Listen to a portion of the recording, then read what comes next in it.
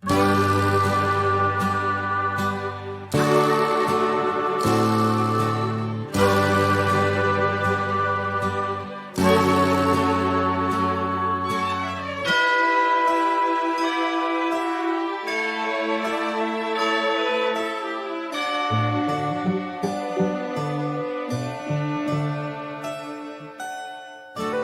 ャイム鳴らして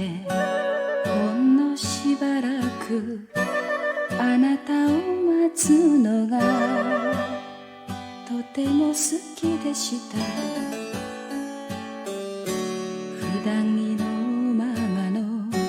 心を見せて笑顔返すのが幸せでした。どうしてどうしてあの時に微笑みに嘘満たせたでしょう。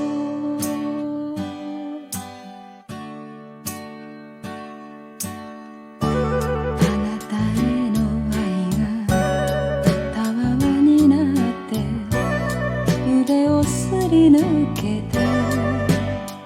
こぼれた時もよそ行きまとった笑顔の下で打ち明けるのさえ拒んだあなた、どうしてどうしてあの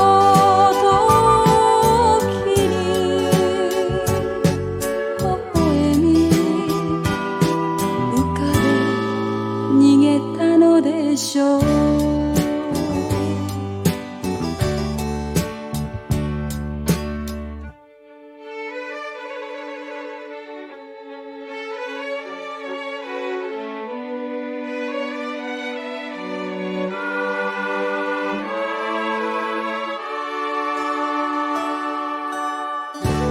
優しい人だと描いた夢を今でも私信じたいのに繕うすべないほころびのように別れの時さえ笑顔のあなた、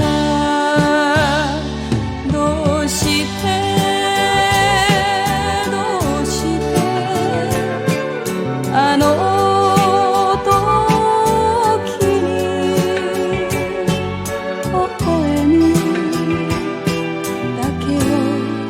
残せたのでしょう。